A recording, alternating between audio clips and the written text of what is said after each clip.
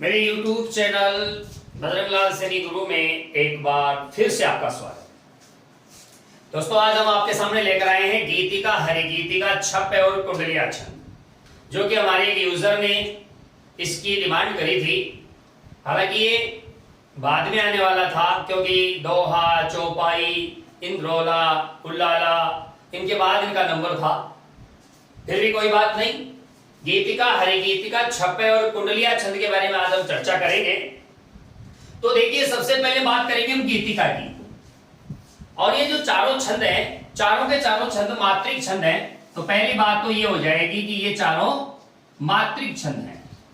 मात्रिक छंद का मतलब है इसमें मात्राओं की गणना करते हैं, मात्राओं की गणना करते हैं। तो ये सबसे पहला है गीतिका छंद। तो गीतिका छंद सामान्यतः गीतों के रूप में या ईश्वर के भजन के रूप में काम में लिया जाता है, या जिसमें भक्ति जैसे मधुर भावों का वर्णन हो, वहां पर गीतिका छंद का प्रयोग किया जाता है। तो गीतिका छंद की स्पष्ट जो परिभाषा है वो क्या कहती है? रत्न रवि कलधारी के लग संत रचिए गीतिका। रत्न रवि कलधारी के। तो दोस्तों, मैंने आपको छंद के प्रथम भाग में यह बताया था कि यति के कुछ विशिष्ट प्रतीक होते हैं।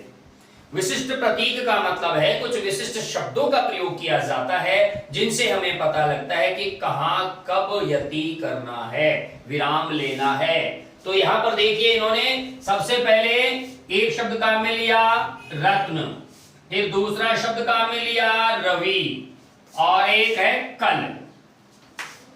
ये तीन शब्द इसमें हम अलग अलग कर सकते हैं। तो देखिए, रत्न, तो आप फ्लैशबैक में जाकर उस वीडियो को ध्यान से जब देखेंगे तो उसमें पाएंगे कि रत्नों की संख्या 14 बताई गई है, और रवि द्वादशादित्य रवि पार है। तो इसका मतलब हुआ कि पहले हमें 14 पे रुकना है और उसके बाद 12 पे रुकना है। इसका मतलब गीतिका छंद में प्रत्येक चरण में 26 मात्राएं होती हैं। कल यानी मात्राएं। तो गीतिका छंद का यह लक्षण अपने आप में सब कुछ बयां कर देता है कि रत्न रवि कल यानी मात्रा धारी के आप ये तो धारण करें। फिर कहता है लग लय ग अंत। अंत यानी अंत में एक लघु और एक गुरु इसमें होना चाहिए, तब ये गीतिका छंद बनेगा।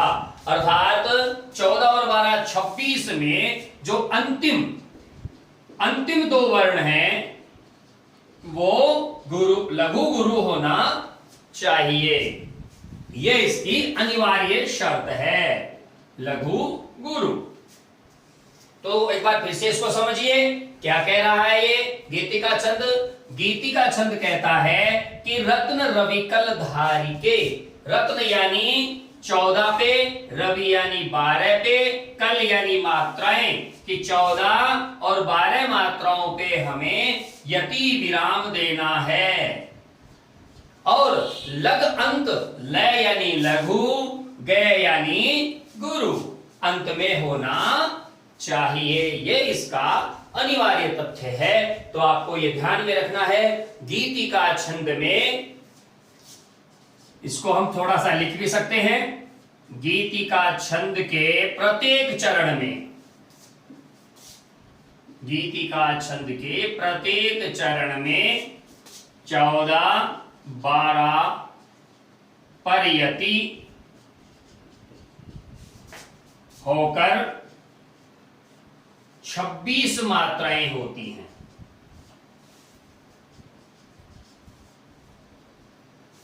14, 12 पर यति होकर 26 मात्राएं होती हैं। अंत में लघु गुरु का होना अनिवार्य है। अंत में लघु गुरु का होना अनिवार्य है। तो इसका मतलब हुआ कि 14, 12 पे हमें यति तो करनी है, लेकिन अंत में एक लघु और गुरु भी होना चाहिए। ऐसी स्थिति जब होती है तब वहां पर गीतिका छंद होता है। और आप जानते हैं किसी भी छंद में कम से कम 4 चरण होने चाहिए। तो गीतिका छंद के प्रत्येक चरण में 26-26 मात्राएं होती हैं। तो इसका मतलब ये हुआ कि गीतिका छंद वास्तव में एक मात्रिक छंद है, क्योंकि प्रत्येक चरण में समान मात्राएं हैं, तो गीतिका छंद सम मात्रिक छंद है। ये सम मात्रिक छंद है। इसके अतिरिक्त ये साधारण मात्रिक छंद भी है, क्योंकि 31 मात्रा से नीचे के सारे छंद साधारण मात्रिक छंद कहलाते हैं। तो ये हो गई इसकी एक और विशेषता कि ये साधारण मात्रिक छंद भी है। तो सम छंद है, मात्रिक छंद है और साधारण मात्रिक छंद है। ये हो जाती है इसकी विशेषता। दूसरी विशेषता इसकी ये है कि इसको ज्यादातर गीत, भजन, भक्ति इनके लिए इसका प्रयोग किया जाता है। तो ये तो बात थी गीतिका छंद के सामान्य लक्षण की। अब हम चर्चा करेंगे इसके उदाहरण की। इसका उदाहरण क्या कहता है? जैसे ही आप एक बार इसे मैं बोर्ड भर लूं तो आप इसका स्क्रीनशॉट ले सकते हैं। तो ये जो चीज है, अब हम चर्चा करेंगे इसकी उदाहरण की कि वास्तव में क्या ऐसा है। तो उदाहरण देखिए इसका। हे प्रभु आनंद दाता ज्ञान हमको दीजिए। हे प्रभु आनंद दाता ज्ञान हमको दीजिए। शीघ्र सारे दुर्गुणों को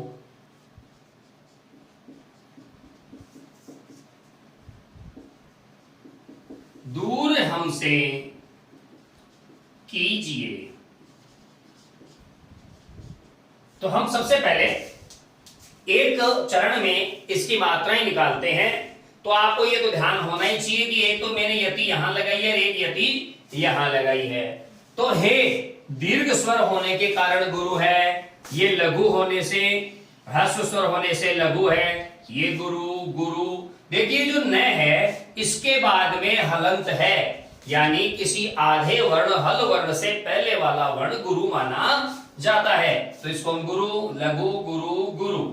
अब इसकी गणना हम करते हैं। 2 1 3 2 5 5 2 7 2 9 1 10 10 और 4 14। तो इसका मतलब है इस तरफ 14 मात्राएं हैं। तो आगे ये गुरु लघु लघु लघु गुरु गुरु लघु गुरु।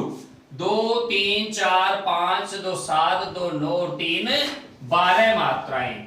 तो ये हो गई भैया 14 प्लस 12 बराबर 26 मात्रा। तो गीतिका छंद के प्रत्येक चरण में 26 मात्राएं हो गई। अब ये कहता है अगला कि अंत में एक लघु और एक गुरु होना अनिवार्य है। तो आप यहां पर देख सकते हैं अंत में एक लघु भी है और एक गुरु भी है, जिसको हम आईएस के नाम से समझ सकते हैं। तो ये पंक्ति गीतिका छंद की समस्त शर्तों को पूर्ण करती है। एक और है कि इसमें ज्यादातर भगवान के भजन हैं, भक्ति भाव है या गीत इसमें होते हैं। तो हे प्रभु, यहाँ पर एक तरह से भगवान की प्रार्थना की गई है। जरा इसके दूसरे चरण पे गौर करते हैं। ये गुरु है, लघु है, गुरु है, गुरु है। फिर देखिए इस रे की वजह से ये द गुरु है, लघु गुरु गुरु। फिर है गुरु लघु लघु लघु गुरु गुरु लघु गुरु। तो अब आप इसको यूं भी समझिए। 2 1 3 2 5 2 7 2 9 1 10 2 12 और 2 14। फिर 2 2 4 1 5 2 7 2 9 1 10 और 1 2 12। तो ये भी वो स्थिति हो गई। 14 और 12 26 मात्राएं। तो इस प्रकार हम आसानी से, और अंत में देखिए अंत में आईएस अर्थात लघु गुरु। तो ये गीतिका छंद बहुत ही सरल और सहज तरीके से मैंने आपको समझाया है। इसके प्रत्येक चरण में 14 और 12 26 मात्राएं होंगी। चरण के अंत में अनिवार्य रूप से लघु गुरु का कॉम्बिनेशन मिलेगा। तो ये गीतिका छंद है। अब हम चर्चा करेंगे हरि गीतिका छंद की। हरि गीतिका छंद क्या कहता है? नाम इसमें देखिए, गीतिका से पहले हरि जुड़ा हुआ है। इसको आप बहुत ही सावधानी से समझिए। हम बात करेंगे हरि गीतिका छंद की। तो हरि गीतिका का जब विश्लेषण करते हैं तो इसके दो भाग कर सकते हैं। पहले भाग में है हरि और दूसरे भाग में है गीतिका। और गीतिका का मतलब हो गया 14 प्लस 12। और पहले क्या जुड़ गया? हरि। हरि में कितनी हो गई? 1 और 1 2। तो हरि गीतिका में हो गया 14 प्लस 2 16 और सामने रह गई 12। तो इसका मतलब हुआ कि गीतिका छंद के प्रारंभ में अगर हम दो वर्ण, दो मात्राएं जोड़ दें तो वो हरि गीतिका छंद बन जाता है। बड़ा ही सिंपल तरीका है। गीतिका से पहले दो मात्रा जोड़ते ही हरि गीतिका बन जाएगा। जैसे मान लीजिए, अब इसमें देखिए क्या कह रहा है कि 16 और 12। तो इसकी बात करते हैं हरि गीतिका की। तो सबसे पहले शब्द है इसमें 16 है, ये रहा 16 है। फिर है द्वादश, संस्कृत में इसको द्वादश कहते हैं, ये हो गया 12। यति यानी 16 और 12 पे हमें विराम लेना है। हरि गीतिका निर्मित करो, इससे हरि गीतिका निर्मित हो जाएगी। अंत में अनिवार्य परिस्थिति लघु गुरु की रहेगी, क्योंकि गीतिका में जो थी वही हरि गीतिका में है।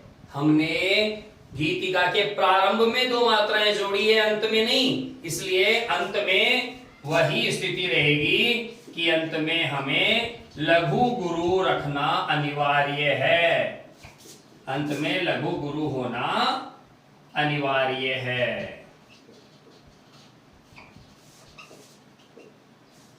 अंत में लघु गुरु होना अनिवार्य है। तो ये बात भी आपको ध्यान में रखनी है। अंत में लघु गुरु का होना अनिवार्य है, क्योंकि ये गीतिका में पहले दो मात्रा जोड़ने से बना है, बाद में नहीं। बाद वाले के साथ कोई छेड़खानी नहीं। हमें सिर्फ जो पहले 14 मात्राएं थी उसको 16 करनी है, बाद वाली 12 की 12 ही रहेंगी। अब फिर ये क्या कहता है? देखो हरि गीतिका, एक उदाहरण देखते हैं इसका हम। हरि गीतिका, इसको आप 4 बार लिख दीजिए। हरि गीतिका, हरि गीतिका, हरि गीतिका। इसको हमने 4 बार लिख दिया है। 4 बार लिखते ही ये इसका उदाहरण बन गया। कैसे बन गया?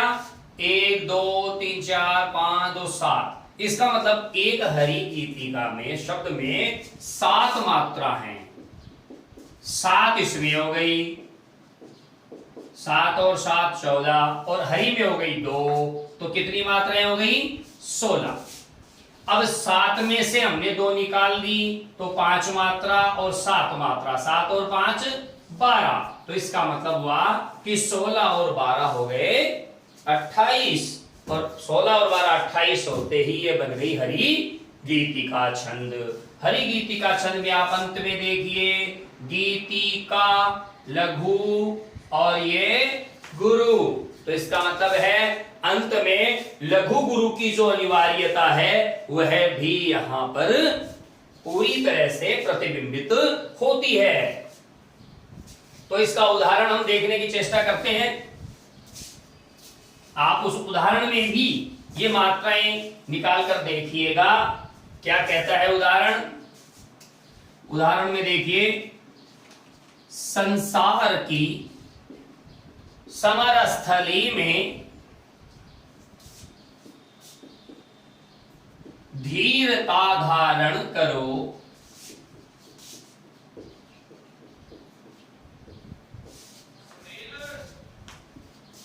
चलते हुए निज इष्ट पथ पर, चलते हुए निज इष्ट पथ पर संकटों से मत डरो। संसार की समर स्थली में धीरता धारण करो, चलते हुए निज इष्ट पथ पर संकटों से मत डरो। ये जो पंक्ति है, इस पंक्ति को हम समझते हैं। यहां पर देखिए, संसार में अनुस्वार युक्त है और सानुस्वार है विसर्ग युक्त, अर्थात अनुस्वार और विसर्ग युक्त वर्णों पर हमेशा गुरु मात्रा लगती है। समर, अब देखिए रे के बाद में आधा स है तो इसका प्रभाव रे पे पड़ेगा और ये गुरु हो जाएगा। थली में धीरता धारण करो, तो संसार की समर स्थली में धीरता धारण करो, चलते हुए निज इष्ट पथ पर संकटों से मत डरो। तो इस प्रकार से जब हम इसको लिखते हैं तो देखिए कितनी मात्राएं हमारे सामने आती हैं। 2 2 4 1 5 2 7 8 9 2 11 12 13 14 15 16 है। ये हो गई कुल 16 मात्राएं। इधर 2 3 5 7 8 9 10 और 2 12, इधर हो गई 12, टोटल हो गई 28। अंत में डरो यानी आईएस, लघु गुरु, इसको हम भी समझ सकते हैं। ये हो गया लघु और ये हो गया गुरु। इसी प्रकार आप यहां भी देख सकते हैं कि 2 4 5 7 8 9 2 11 1 12 और 4 16, यहां भी 16 मात्राएं हुई। फिर 2 3 5 7 8 9 10 और 2 12, ये भी 16 और 12 हो गई 28। और यहां पर भी देखो आई एस यानी लघु गुरु, तो यहां पर लघु गुरु का कॉम्बिनेशन भी है और 16 12 28 का कॉम्बिनेशन भी है। तो इस प्रकार से एक हरिगीतिका छंद को हम हरिगीतिका शब्द को 4 बार लिखकर भी उसका उदाहरण बना सकते हैं और अन्य उदाहरण भी हम दे सकते हैं। तो ये थी बात हरिगीतिका छंद की। तो हरिगीतिका छंद के बाद हम तीसरे नंबर का जो हमारा छंद है उस छंद को देखते हैं, वो कौन सा छंद है। तो हरिगीतिका छंद के बाद हम बात करेंगे छप्पय छंद की, और ये तीसरे क्रम पर है छप्पय छंद। छप्पय छंद का मतलब ऐसा छंद जिसमें 6 चरण हैं। 6 चरण यानी विषम मात्रिक छंद है ये, क्योंकि 4 चरण में सम भी हो सकता है अर्ध सम भी हो सकता है, लेकिन ये 6 है इसलिए विषम मात्रिक छंद हो। तो छपे छंद में सबसे पहले हम बात करेंगे कि इसमें 6 चरण होते हैं। सबसे पहली स्थिति होगी ये, इसमें चरण 6 होते हैं, तो आसानी से पहचान में आ जाएंगे, क्योंकि छपे अगर देगा तो उसको 6 चरण देने ही होंगे। दोहे की एक पंक्ति दे सकता है, 2 पंक्ति दे सकता है, चौपाई की एक पंक्ति दे सकता है, किसी भी छंद की आपको एक पंक्ति देके छंद पूछ सकता है। लेकिन अगर उसको छपे और कुंडलिया छंद पूछना होगा तब आपको 6 चरण देगा ही देगा। इसलिए 6 चरण आते ही अपने दिमाग को केवल 2 नामों के ऊपर टिका देना। पहला नाम छपे और दूसरा नाम कुंडलिया। इन 2 जगह अपने दिमाग को स्थिर रखना अगर 6 पंक्तियां देता है तो हम बात करेंगे पहले छपे की, लेकिन उससे पहले एक सामान्य पहचान। अगर आपको 6 पंक्तियां मिलती हैं, ध्यान से सुनिएगा, अगर आपको 6 पंक्तियां मिलती हैं तो आप सबसे पहले ये देखिएगा उसका प्रथम शब्द और अंतिम शब्द अगर दोनों एक ही हैं तो वह कुंडलिया है।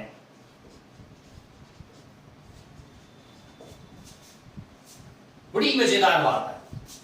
अगर आपको 6 पंक्तियां दी हैं तो आपको अपना दिमाग केवल 2 नामों पे केंद्रित करना है, एक छपे पे और दूसरा कुंडलिया पे। अब आपको क्या देखना है, उस पहली पंक्ति का पहला शब्द और 6वीं पंक्ति का आखिरी शब्द, ये दोनों एक ही हैं। मान लीजिए ये दोनों हैं लाठी, तो इसका मतलब है ये कुंडलिया है। ये क्या है, कुंडलिया है। या जैसे मान लीजिए ये है बिना विचारे, और पहला भी यही है और अंत में भी यही लिखा हुआ है बिना विचारे, तो इसका मतलब है यहां पर भी कुंडलियां है। बिना विचारे जो करे सो पाछे पछताए, काम बिगाड़े आपनो जग में होत हंसाए। तो ये इसमें जब छठवीं पंक्ति में हम जाएंगे तो वहां पर हमें भी बिना विचारे ही मिलेगा। अगर ऐसी स्थिति नहीं है कि पहली पंक्ति का पहला शब्द और छठवीं पंक्ति का आखिरी शब्द एक नहीं है, तब वह शर्त या छपे छंद है। आपको परिभाषाओं के फेर में पढ़ना ही नहीं है। फिर भी ये पहचान का तरीका है, लेकिन कई बार वर्णनात्मक परीक्षा होती है तो हमें वहां पर उसका जवाब देना होता है, तब आपको मैं बताता हूं। सबसे पहले छपे छंद। तो छपे छंद में सबसे पहले तो हमें एक बात का स्मरण रखना है कि इसके 6 चरण होते हैं। दूसरी बात, इसमें प्रथम 4 चरण रोला छंद के तथा अंतिम 2 चरण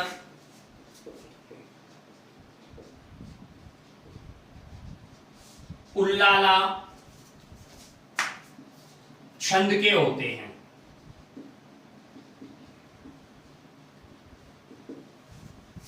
मतलब प्रथम 4 चरण आपको इसमें मिलेंगे रोला छंद के और अंतिम 2 चरण मिलेंगे उल्लाला छंद के। तो रोला छंद और उल्लाला छंद, इनको भी हमें जानना जरूरी है। इनको हम कैसे जान सकते हैं? तो देखिए, सबसे पहले हम बात करेंगे रोला छंद की। तो रोला छंद क्या कहता है? 11-13 मात्रा पर यति। रोला छंद को समझने के लिए हमें दोहा समझना होगा। दोहा की स्थिति क्या है? 13-11, ये दोहा की स्थिति है। दोहे का ठीक उल्टा है सोरठा। सोरठे की क्या स्थिति है? 11-13। और रोला की क्या स्थिति है? 11-13। तो फिर सोरठा और रोला में क्या अंतर है? सोरठा में जो तुक है वो विषम में मिलेगी और रोला में तुक है ये सम में मिलेगी। सोरठा में तुक विषम में मिलेगी और रोला में तुक सम में मिलेगी। एक तरह से रोला दोहा की तरह ही होगा, लेकिन यहां पर 13-11 है, वहां पर 11-13 है। बिना विचारे जो करे सो पाछे पछताए, काम बिगाड़े आप नो जग में होत हंसाए। देखिए, दोहा का चौथा चरण है जग में होत हंसाए। ये किसका है? दोहे का अंतिम चरण है। तो इसमें कितने हुए? 2 2 4 4 3 7 7 और 4 11। 7 और 4 11 हंसाए, ये 11 है। तो इसमें हमें क्या देखना है कि दोहे के अंतिम जो 11 हैं वो सोरठे में रोले में पहले मिलेंगे आपको, तो ये अपने को ध्यान में रखना है। तो हम बात करेंगे छपे छंद की। तो छपे छंद क्या कहता है कि 4 रोला और 2 उल्लाला।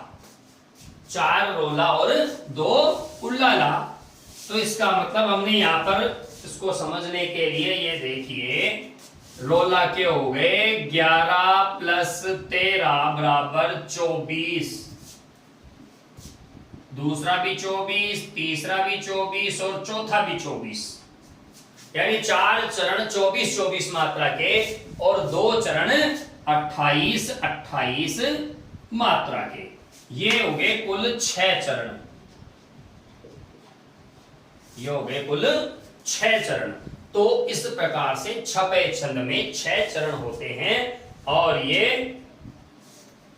4 रोला से और 2 उल्लाला छंद से बनता है। अब इस हिसाब से हम अगर हम देखना चाहें, इसको आगे पढ़ना चाहें, तो इसके उदाहरण की जब हम बात करते हैं,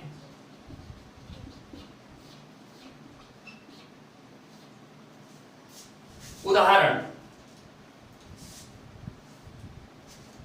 तो एक आपने देखा होगा, नीलांबर परिधान हरित पट पर सुंदर है। सूर्य चंद्र युग मुकुट मेखला रत्नाकर है, वो इसी का उदाहरण है। नीलांबर परिधान हरित पट पर सुंदर है। नीलांबर परिधान हरित पट पर सुंदर है। सूर्य चंद्र युग मुकुट मेखला रत्नाकर है। सूर्य चंद्र युग मुकुट मेखला रत्नाकर है।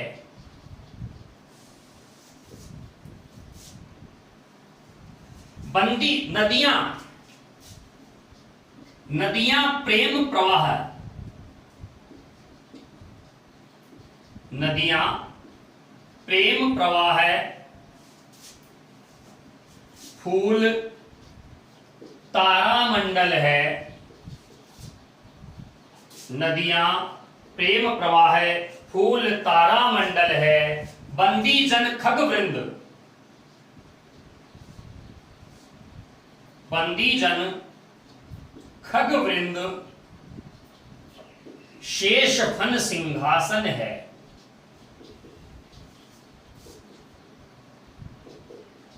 शेष फन सिंहासन है। तो देखिए ये चार जो पंक्तियां हैं ये रोला छंद की है, और अब दो पंक्तियां आएंगी उल्लाला छंद की। करते अभिषेक पयोद हैं, करते अभिषेक पयोद हैं। बलिहारी इस वेश की,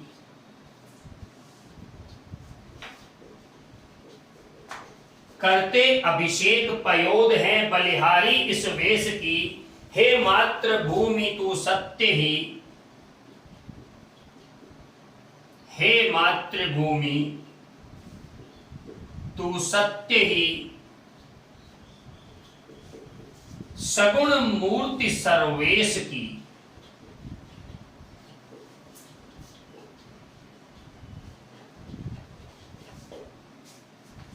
तो अब इसमें देखिए 6 लाइनें मैंने यहां लिख दी हैं। अब इन 6 लाइनों को हम अलग अलग देखेंगे। नीलांबर परिधान हरित पट पर सुंदर है। 2 2 1 1 1 1 2 1 1 1 1 1। ये हमने इसका क्या कर लिया, अलग अलग। 2 4 5 6 7 8 2 10 और 1 11। 1 2 3 4 5 6 7 2 9 10 11 12 और 1 13। तो 11 और 13 कितने होते हैं, 24। तो ये पहला चरण, ये दूसरा चरण, ये तीसरा चरण और ये चौथा चरण। इन 4 चरणों में हमें मिलेगी 11 13 24 का ढांचा। अब हम बात करते हैं इस 5वें चरण की और इस 6वें चरण की। तो देखिए क लघु लघु गुरु, लघु लघु गुरु, लघु लघु गुरु, लघु गुरु। अब यहां पर देखिए 2 3 2 2 4 5 6 8 9 10 2 12 1 13 और 2 15। इधर हो गए 15। 1 2 2 4 2 6 1 7 1 8 2 10 1 11 और 2 13 और इधर हो गए 13। तो इसका मतलब हुआ उलाला छंद यानी 15 + 13 बराबर 28 मात्रा। तो 2 में 5वें और 6वें में अपने को मिलेगा 15 + 13, 15 + 13 और इनमें मिलेगा 11 + 13। तो वहां तो हो गए 24 और यहां हो गए 28। ये 6वें छंद की विशेषता है। इसको देखो 6 चरण को हम यूं लिख सकते हैं 11 13, फिर 11 13 ये दूसरा चरण, फिर तीसरे चरण में भी 11 13, चौथे चरण में भी 11 13। तो 4 चरण में 11 13 है, पांचवा चरण जो है वो 15-13 का है और छठवां चरण भी 15-13 का है। इस प्रकार इसमें टोटल 6 चरण होते हैं छपे छंद में। और हमें विशेष रूप से ध्यान देने योग्य बात एक ही रखनी है दिमाग में, कंपटीशन एग्जाम में अगर कोई छंद आपको 6 पंक्तियों का दिया जाता है तो सबसे पहले हमें उसमें यह देखना है कि उसका पहला और आखिरी शब्द एक तो नहीं। अगर पहला और आखिरी शब्द एक है तो कुंडलियां छंद है, और अगर पहला और आखिरी शब्द अलग अलग है तो फिर इसका मतलब वो छपे छंद है। आप इसका स्क्रीनशॉट ले सकते हैं। अब मैं आपको कुंडलियां छंद के बारे में बताता हूं।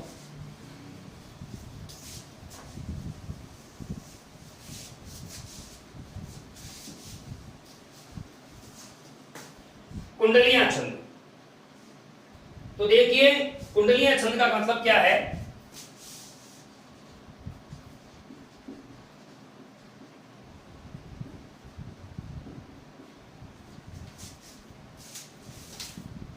कुंडलियां छंद में कहते हैं कि दोहा रोला कुंडलित कर कुंडलियां होय, दोहा रोला कुंडलित कर कुंडलियां रोय।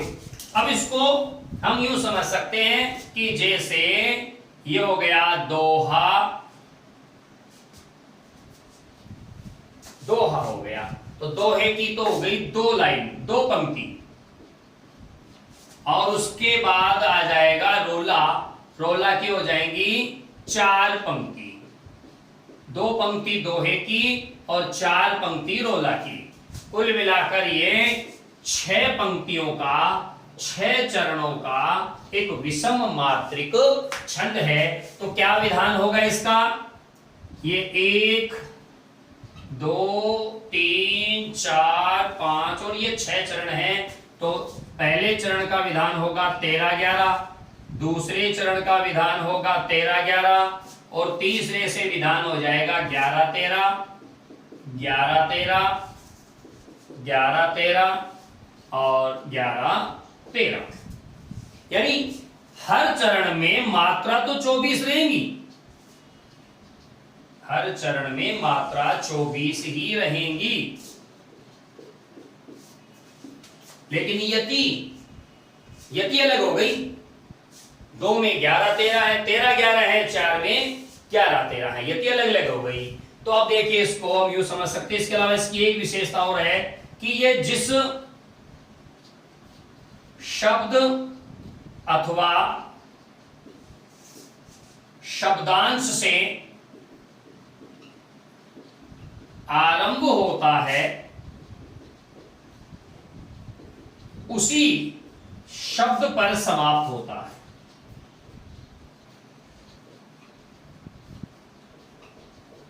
ये इसकी सबसे बड़ी विशेषता, जिस शब्द से शुरू होगा उसी शब्द पे खत्म होगा।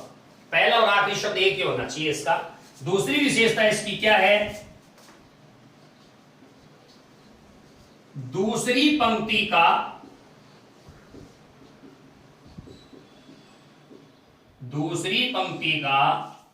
अंतिम पद ही तीसरी पंक्ति का प्रथम पद होता है।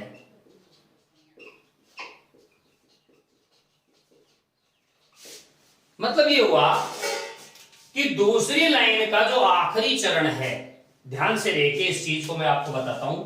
ये पहली लाइन, ये दूसरी लाइन और ये तीसरी लाइन, ठीक है। ये कहता है कि दूसरी लाइन का अंतिम पद, ये दूसरी लाइन, ये इसका पहला, ये इसका अंतिम पद ही तीसरी पंक्ति का प्रथम पद होता है। यानी ये और ये एक ही पद है। जो यहां लिखा है वो यहां लिखा हुआ मिलेगा, इसके अलावा कुछ और नहीं लिखा हुआ मिलेगा। जो यहां है वो ही आगे लिखा हुआ मिलेगा। तो आप इसको समझिए कि दूसरी पंक्ति का अंतिम पद ही तीसरी पंक्ति का पहला पद है। अब इसको कुंडलियां क्यों कहते हैं, क्योंकि ये कुंडली बनाता है। कुंडली कैसे बनाएगा, देखिए ये जो मैंने यहां पे अक्षर लिखे हैं आपको बता दूं कि छंद विधा गणित ही है। बिना गणित के छंद विधा का ज्ञान संभव नहीं है। तो ये कुंडली बनाता है। अब ये कुंडली कैसे बनाएगा इसको हम यहां से समझते हैं।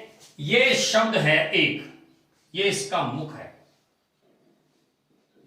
तो जिस शब्द से शुरू हुआ यहां तक चला, फिर ये यहां तक आया, ये दूसरी लाइन।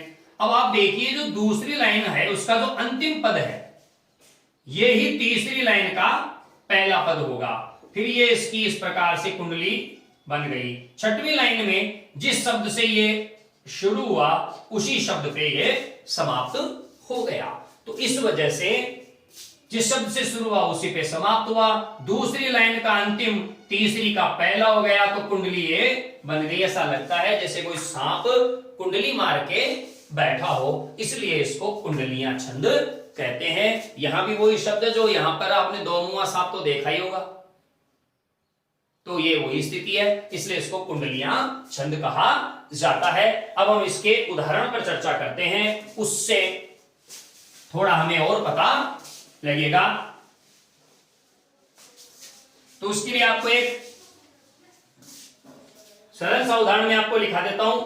बिना विचारे जो करे सो पाछे पछताए।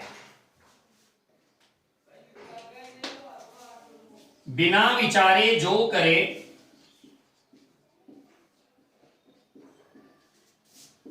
सो पाछे पछताए।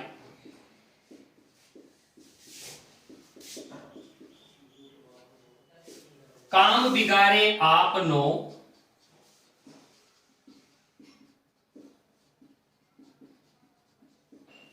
जग में होत हंसाए।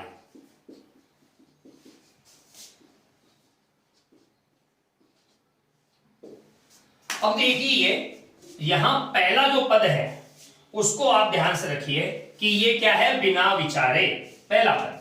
और यहां पर देखिए जग में होत हंसाए, ये पहली लाइन का पहला, ये दूसरा, ये तीसरा, ये चौथा, यानी दूसरी लाइन का दूसरा, यही तीसरी लाइन का पहला होगा। जग में होत हंसाए,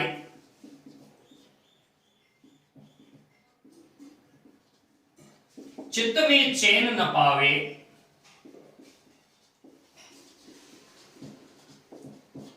जग में होत हंसाए चित्त में चैन न पावे, खान पान सम्मान राग रंग मन ही न भावे।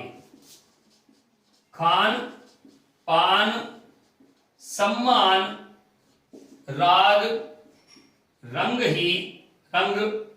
मन ही न भावे।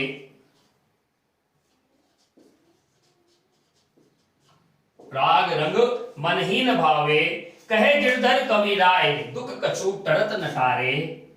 कहे गिरधर कबीराय दुख कछु टरत न टारे। खटकत है जिय माही, खटकत है जिय माही, कियो जो बिना विचारे। अब आप ध्यान से इस चीज को समझिए कि ये यहां पर भी बिना विचारे है और अंत में भी बिना विचारे है। यहां दूसरी पंक्ति का अंतिम बंद है जग में होत हंसाए, तो तीसरी पंक्ति का पहला पद भी है जग में होत हंसाए। ये सांप का मुख है और इसने यहां से कुंडली मारी, यहां से कुंडली मारी और ये कुंडली वापस यहां पर आकर मिल गई। ये कुंडली वापस यहां पर आकर मिल गई और ये इसकी पूंछ हो गई। तो इस प्रकार से एक कुंडली मारने की वजह से इसको